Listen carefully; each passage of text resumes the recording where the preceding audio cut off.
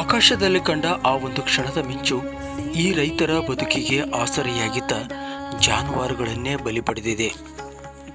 ಬೆವರು ಸುರಿಸಿ ಭೂಮಿ ತಾಯಿಯನ್ನು ನಂಬಿ ಬದುಕುವ ಅನ್ನದಾತನಿಗೆ ಜಾನುವಾರುಗಳೆಂದರೆ ಬರೀ ಪ್ರಾಣಿಗಳಲ್ಲ, ಅವು ಮನೆಯ ಸದಸ್ಯರು ಕೂಡ. ಆದರೆ ಪ್ರಕೃತಿಯ ವಿಕೋಪಕ್ಕೆ ಕುಷ್ಟಗಿ ತಾಲೂಕಿನ 3 ರೈತರು ತಮ್ಮ ಮನೆಯ ಸದಸ್ಯರಂತಿದ್ದ ಎತ್ತು ಎಮ್ಮೆಗಳನ್ನು ಕಳೆದುಕೊಂಡು ಕಣ್ಣೀರಿಡುತ್ತಿದ್ದಾರೆ.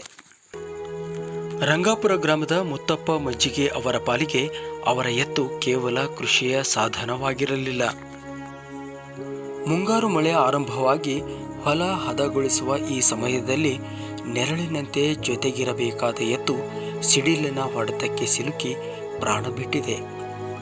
ಮುತ್ತಪ್ಪನವರ ಮನೆಯ ಆಧಾರ ಸ್ತಂಭವಾಗಿದ್ದ ಆ ಜೀವ ಈಗ ಮಣ್ಣು ಸೇರಿದೆ. ಇತ್ತ ಅದೇ ಗ್ರಾಮದ ಶೇಖಪ್ಪ ವಾಲಿಕಾರ ಅವರ ಪರಿಸ್ಥಿತಿಯು ಭಿನ್ನವಾಗಿಲ್ಲ.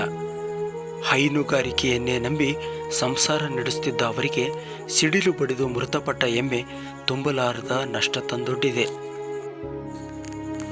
ಮಿಯಾಪುರ ಗ್ರಾಮದ ಶಿವಶಂಕರಪ್ಪ ಮೊದ್ಲೂರ್ ಅವರಿಗೆ ಸೇರಿದ 2 ಎತ್ತುಗಳು ಏಕಕಾಲಕ್ಕೆ ಸಿಡಿಲಿಗೆ ಬಲಿಯಾಗಿವೆ.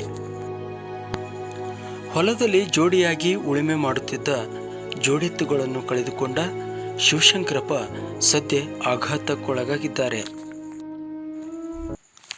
ನನ್ನ 2 ಕೈಗಳನ್ನೇ ಕಳೆದುಕೊಂಡಂತಾಗಿದೆ, ಇನ್ನು ಮುಂದೆ ಹೊಲಕ್ಕೆ ಯಾರನ್ನು ಕರೆದುಕೊಂಡು ಹೋಗಲಿ ಎಂದು ಶಿವಶಂಕರಪ್ಪ ಬಿಕ್ಕಿ ಬಿಕ್ಕಿ ಅಳುತ್ತಿರುವ ದೃಶ್ಯ ಕಲ್ಲು ಮನಸ್ಸನ್ನು ಕೂಡ ಕರಗಿಸುವಂತಿತ್ತು.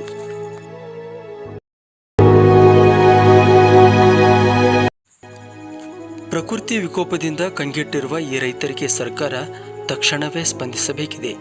ಮೃತಪಟ್ಟ ಜಾನುವಾರುಗಳಿಗೆ ಸೂಕ್ತ ಪರಿಹಾರ ಧನ ನೀಡುವ ಮೂಲಕ ಕಣ್ಣೀರಲ್ಲಿ ಕೈ ತೊಳೆಯುತ್ತಿರುವ ಮುತ್ತಪ್ಪ, ಶೇಖಪ್ಪ ಮತ್ತು ಶಿವಶಂಕರಪ್ಪನವರ ಬದುಕಿಗೆ ಆಸರೆಯಾಗಬೇಕಿದೆ.